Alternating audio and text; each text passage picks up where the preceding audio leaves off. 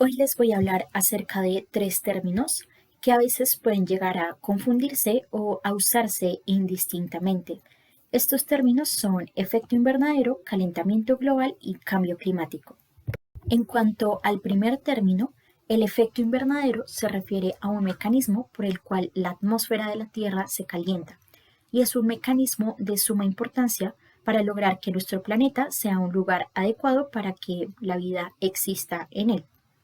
En cuanto al segundo término, el calentamiento global, se trata de esa tendencia a incrementar la temperatura global y es un fenómeno que se atribuye a la contaminación humana, en particular a la quema de combustibles como el carbón y el petróleo y también a la tala de bosques.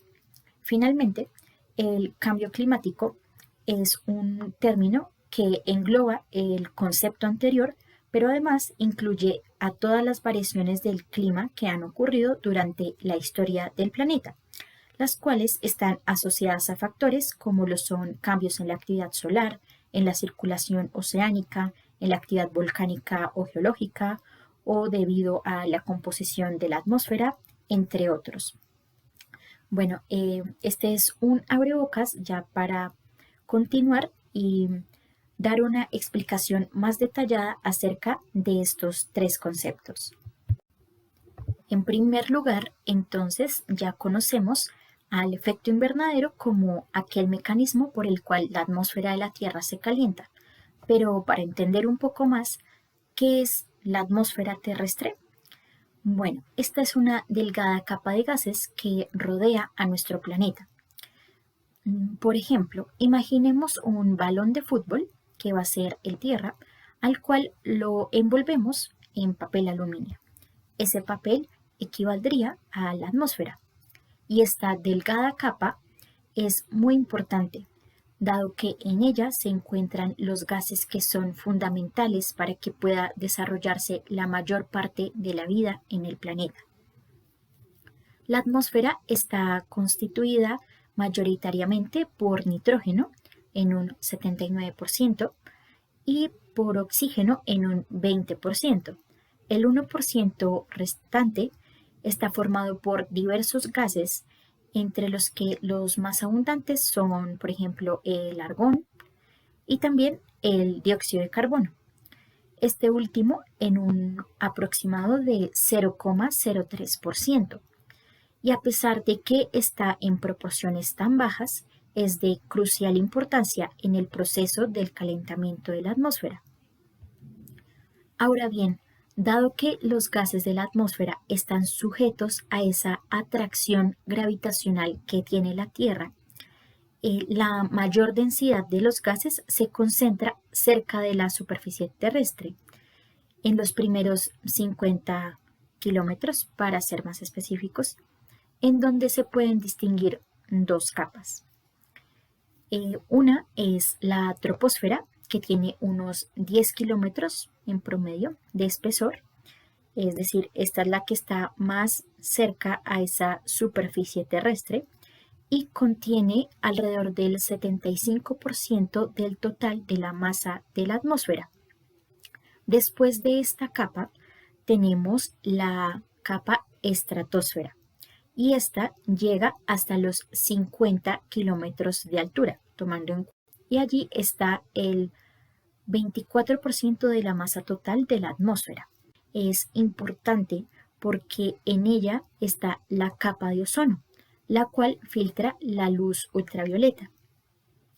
Después de la estratosfera, sobre esta capa hay otras que pues tienen una densidad de gases muy baja.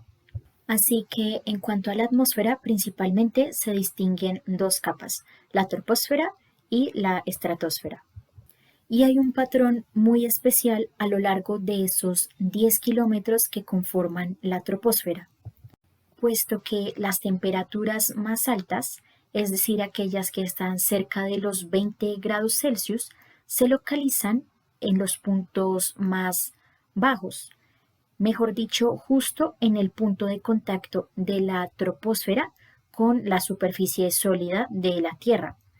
Y de allí para arriba la temperatura del aire va bajando paulatinamente, es decir, que a mayor altura o entre más alejado de la superficie de la Tierra se alcanzan menores temperaturas. Incluso a esos 10 kilómetros la temperatura es de menos 60 grados Celsius. Esto puede parecer un poco curioso si pensamos que la fuente de calor para la atmósfera es el Sol. Entonces, las capas más cercanas al Sol, es decir, las más alejadas de la superficie de la Tierra, serían las más calurosas. Pero esto no es así porque los gases que forman a la atmósfera no pueden absorber la luz solar de alta energía. Entonces dejan pasar la mayor parte hacia la superficie terrestre. Del 100% de la luz solar que llega al planeta, el 30% se refleja hacia el espacio. La atmósfera retiene un 20% de la energía solar y el 50% restante sí llega hasta la superficie terrestre y la calienta. Cuando se calienta la superficie de la Tierra, la luz solar de alta energía y que por ende tiene ondas de longitud corta, se transforma en radiación de baja energía, la cual tiene ondas de longitud grande y que puede reflejarse nuevamente hacia la atmósfera. Ya en la atmósfera, esa energía de onda amplia sí puede ser absorbida de manera eficiente por algunos de los gases, de manera particular por el dióxido de carbono, siendo este la principal fuente de calor para la atmósfera, de allí que la temperatura más alta de la troposfera sea justamente ese punto de contacto con la superficie del planeta. A esto es a lo que llamamos efecto invernadero. Y este efecto invernadero hace que la luz solar sea más eficiente para calentar la atmósfera y para elevar su temperatura media. Sin el efecto invernadero, estaríamos perpetuamente congelados. Entonces es claro que la composición de la atmósfera afecta fundamentalmente al clima. Mientras más gases de efecto invernadero como el dióxido de carbono se encuentren en la atmósfera terrestre, mayor será la temperatura global. Y mientras menos haya, la Tierra será más fría. Por otra parte, tenemos el calentamiento global.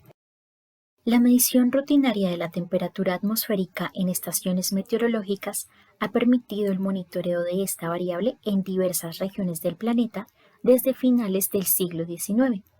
Gracias a estos datos es muy claro que la temperatura media del planeta ha experimentado un incremento significativo de casi 0,5 grados Celsius. El calentamiento global ha ido de la mano con una tendencia hacia un incremento del dióxido de carbono atmosférico, lo que indica que la causa de esta tendencia hacia el calentamiento es una intensificación del efecto invernadero.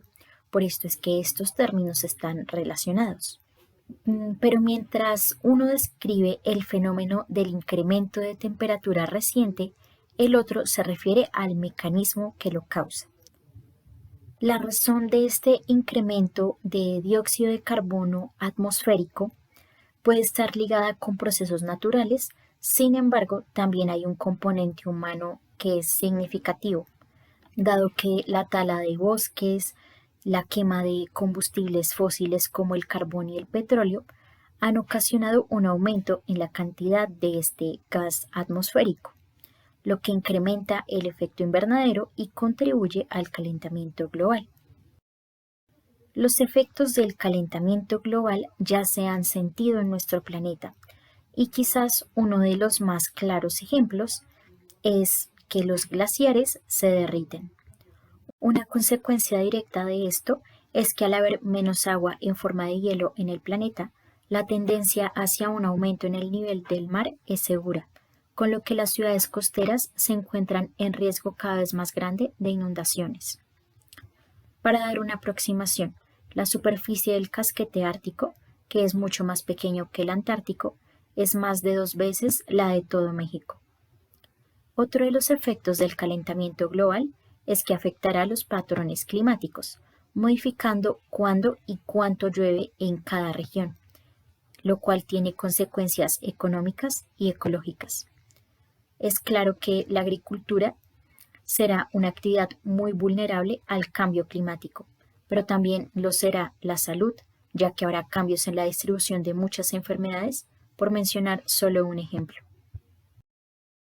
Por último, tenemos el concepto del cambio climático.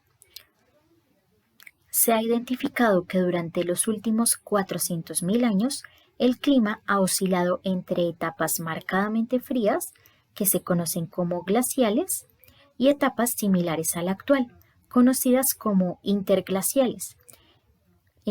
Este ciclo entre glacial e interglacial tiene una duración de aproximadamente 100.000 años.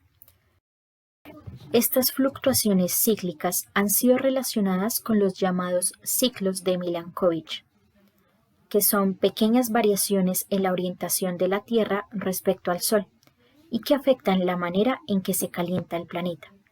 Se ha demostrado que estos ciclos también están ligados con cambios en el contenido de dióxido de carbono en la atmósfera, de manera que las variaciones entre glaciales e interglaciales están relacionadas con cambios en la intensidad del efecto invernadero que ya hemos visto. Es así que con menos dióxido de carbono atmosférico durante las fases más frías de los glaciales y más dióxido de carbono atmosférico durante las fases más cálidas, es decir, los interglaciales. Actualmente, los valores de temperatura y de contenido de este gas atmosférico están alcanzando o rebasando los límites máximos observados durante los últimos 400.000 años. Es por esto que es necesario tomar medidas para controlar estas emisiones, las cuales estamos llevando hacia la atmósfera, y que si este gas sigue aumentando, no sabemos qué respuesta va a tener el sistema climático del planeta.